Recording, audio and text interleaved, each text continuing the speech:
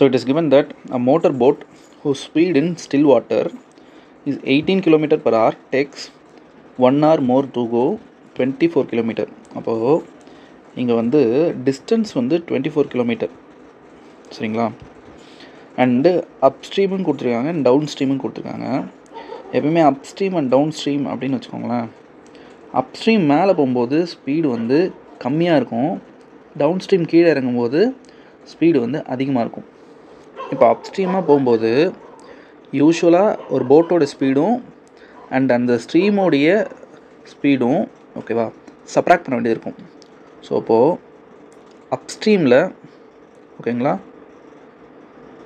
நமக்கு வந்து usual speed 18 போட்டோட ஸ்பீடு அண்ட் ஸ்ட்ரீமோடைய ஸ்பீடு வந்து எக்ஸ்னு வச்சுப்போம், ஏன்னா நமக்கு தெரியாது.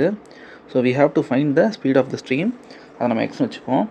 அப்போது அப்ஸ்ட்ரீமில் வந்து ஸ்பீடு வந்து 18 - x km/h இருக்கும். அண்ட் டவுன் ஸ்ட்ரீம்லேயும் ஓகேங்களா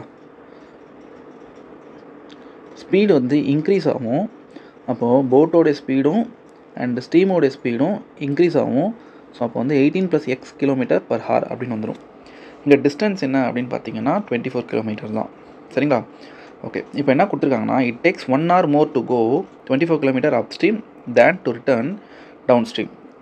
அப்போது இங்கே வந்து அப் ஸ்ட்ரீமுக்கு ஒரு டைமும் டவுன் ஸ்ட்ரீமுக்கு ஒரு டைமும் வரும். So we know that distance is equal to speed into time. So from this time is equal to distance by speed. அப்போது distance is given here, that is 24 km and speed of upstream is 18 - x and speed of downstream is 18 + x. So அப்போது நம்ம இப்போ upstream அப்போது time 1 அப்படின்னு எடுத்துப்போம். அப்போ time 1 is equals to d1/s1 ஓகேவா. அப்போது time 1 is equals to okay that is 24 ஏன்னா அப்ஸ்ட்ரீம்லேயும் டவுன் ஸ்ட்ரீம்லேயும் டிஸ்டன்ஸ்ன்றது 24 km. ஸோ ஸ்பீடு வந்து என்னென்னா 18 - x, இது வந்து நம்மளுடைய t1, இது டைம். அதே மாதிரி டைம் 2 வந்து இட் இஸ் d2/s2. d2வும் நமக்கு 24 தான். So it is t2 is equals to 24/18 + x. So இது வந்து நம்மளுடைய டைம் 2, அதாவது டவுன் ஸ்ட்ரீம் அப்போது இருக்கிற டைம் அண்ட் அப் ஸ்ட்ரீம் அப்போ எடுக்கிற டைம் t1. இப்போது இது ரெண்டுத்துக்கும் உள்ள டிஃப்ரென்ஸ் வந்து 1 hour ஓகேவா. அப்போ நம்ம எப்படி பண்ணலாம்னா t1 - t2 is equal to 1 hour அப்படின்றது தான் கொஸ்டினில் கொடுத்துருக்காங்க. ஸோ நீங்கள் வந்து கொஸ்டினை நோட் பண்ணிங்கன்னா தெரியும் 1 hour மோர் அப்படின்னு சொல்லியிருக்காங்க இல்லையா, இதுக்கு அதான் meaning. So t1 - t2 is equals to 1. So அப்போ t1 நம்ம என்ன எடுத்தோம், it is 24/18 - x, here it is 24/18 + x which is equals to 1. So இப்போ நம்ம இதை சிம்பிளிஃபை பண்ணணும். சிம்பிளிஃபை பண்ணால் we will be getting the answer. இப்போ நம்ம LCM எடுக்கிறோம்.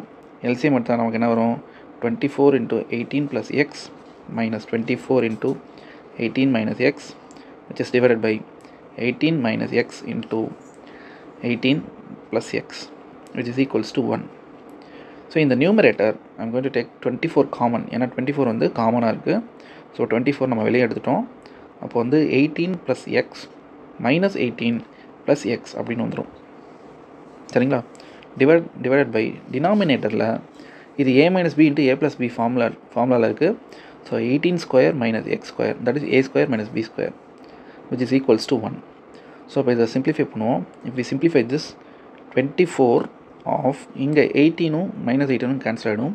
So this will become 2x which is equals to which is divided by 18² is nothing but 324 and it is -x² is equal to 1. So in the next step okay this is 48x in the numerator and denominator goes to the right hand side, so it will become 324 - x². இப்போ இந்த term அப்படியே வந்து நம்மளுடைய left hand side கொண்டு வந்துடுவோம். அப்போ என்ன வரும்னா x² + 48x - 324 is equal to 0 அப்படின்னு வரும். இப்போது இதை நம்ம வந்து ஃபேக்டரைஸ் பண்ண போகிறோம். லைக் -324யும் அண்டு +48 நம்ம ஃபேக்டரைஸ் பண்ணோம்னா we will be getting the value of x. எக்ஸுக்கு 2 வேல்யூ கிடைக்கும் ஆக்சுவலாக. அப்புறம் நம்ம இதை கண்டுபிடிக்கணும். 54 × 6 அப்படி பண்ணோம்னா we might get the value that is 4232. So இது வந்து 6 × 54 அப்படின்னு எழுதலாம். எஸ்பெஷலி இது negative and here it is positive. சரிங்களா? ஸோ அப்போது எக்ஸோட வேல்யூ வந்து எக்ஸ் இஸ் ஈக்குவல் டு 6ன்னு கிடைக்கும், -54ன்னு கிடைக்கும். எக்ஸ் வந்து நெகட்டிவாக இருக்க போகிறதில்ல, ஏன்னா இது வந்து ஸ்பீடு. ஸோ நெகட்டிவாக இருக்காது. So the value of x is 6 km/h. அப்போது நம்ம எக்ஸ் என்னன்னு எடுத்தோம்னா the speed of the stream வந்து x km/h அப்படின்னு அர்த்தம். ஓகேவா? அப்போது நமக்கு ஃபைனல் ஆன்சர் வந்து இட் இஸ் 6 km/h.